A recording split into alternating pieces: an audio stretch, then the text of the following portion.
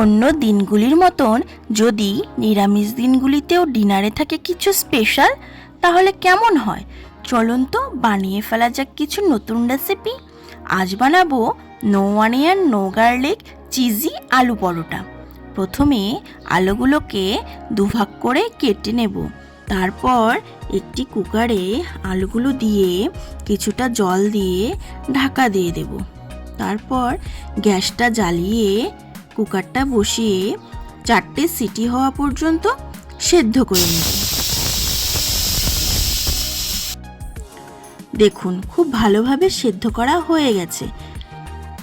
দেখুন কি সুন্দর হয়েছে সেদ্ধ। তারপর কিছুটা ঠান্ডা করে নেব। তারপর আলুগুলো ছুলে নেব। সবগুলো আলু আমি এভাবে করে ছুলে নিচ্ছি। এবার আলুগুলোকে আমি হাত দিয়ে ম্যাশ করে নেব। আপনারা চাইলে ম্যাশার ইউজ করতে পারেন, আমি এখানে হাত দিয়েই করেছি। তারপর একটি বোলে কিছুটা ময়দা নিয়ে নেব। আমি 2 কাপ মতন ময়দা নিয়েছি। আপনারা আপনাদের প্রয়োজন মতন নিয়ে নেবেন। তাতে একটু নুন, একটু চিনি, কিছুটা রিফাইন্ড অয়েল দিয়ে ভালো করে ময়দাটাকে মেখে নেব। এভাবে দেখুন কিভাবে করে মাখছি। যতক্ষণ পর্যন্ত হাতে নিয়ে দেখবেন, যতক্ষণ পর্যন্ত একটা স্ট্রাকচার তৈরি না হয় ততক্ষণ পর্যন্ত মাখবেন। তারপর জল দিয়ে ভালো করে এটাকে মেখে নেব। একটু নরম করেই মাখবো।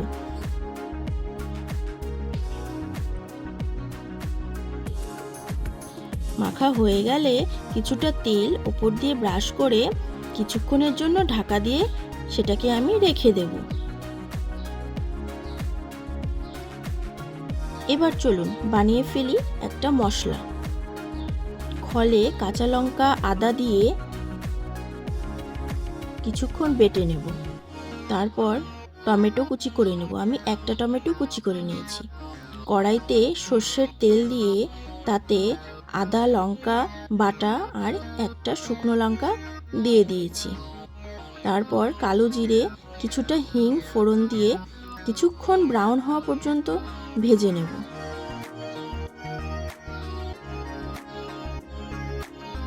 টমেটোটা দিয়ে দিলাম। একটু নুন, সামান্য হলুদ, জিরের গুঁড়ো, লঙ্কার গুঁড়ো, গরম মশলার গুঁড়ো দিয়ে কিছুক্ষণ নেড়ে নেব। তারপর আলু সেদ্ধটা দিয়ে দেব। আলু সেদ্ধটা দেওয়ার পর ভালো করে সেটাকে মশলার সাথে মিশিয়ে নেব। মেশানো হয়ে গেলে উপর থেকে ধনেপাতা ছড়িয়ে আমি এটাকে নামিয়ে নেব। দেখুন কত সুন্দর স্ট্রাকচারটা তৈরি হয়েছে। একটু শুকনো শুকনো করে নিতে হবে। তারপর ওভেন নিভিয়ে কিছুক্ষণের জন্য ঠান্ডা করে নেব। এবার এদিকে দেখব ময়দাটা কীরকম হয়ে আছে। দেখুন কত সুন্দর হয়েছে, নরম তুলতুলে হয়েছে। একটু মেখে নিয়ে সেটা থেকে প্রয়োজন মতন লেচি কেটে নেব। আমি এখানে 2 কাপ ময়দা নিয়েছিলাম, আমার 8টা লেচি হয়েছে। আপনারা আপনাদের প্রয়োজন মতন এটা করতে পারেন। তারপর দেখুন এভাবে পকেট করব। পকেটের ভেতর আলুর পুরটা 2 চামচের মতন দিয়ে দেব। তারপর চিজ আমি গ্রেট করে দিয়ে দিচ্ছি। আপনারা চাইলে স্লাইস চিজও ব্যবহার করতে পারেন। আমি এখানে গ্রেট করাটাই দিচ্ছি। দেখুন এভাবে এটাকে মুড়ে নেব।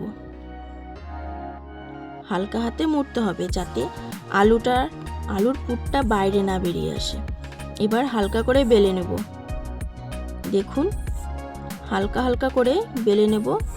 যতটা পারবেন হালকা করেই বেলার চেষ্টা করবেন। এবার ছেঁকে নেব।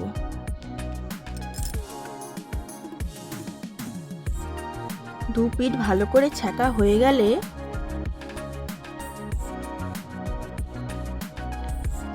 এক চামচ করে তেল দিয়ে সেটাকে ভালো করে ফ্রাই করে নেব। তারপর ওভেন থেকে নামিয়ে নেব। এবার চলুন চাটনি রেডি করা যাক।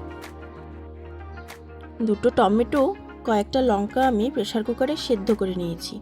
তারপর টমেটোর খোসা ছাড়িয়ে লঙ্কাগুলো মিক্সিতে দিয়ে, টমেটোটা মিক্সিতে দিয়ে একটু ধনেপাতা দিয়ে আমি বেটে নিয়েছি। সামান্য নুন মিশিয়ে নিয়েছি। দেখুন পরোটাগুলো কত সুন্দর হয়েছে। এবার আমি জগন্নাথকে ভোগ লাগাবো।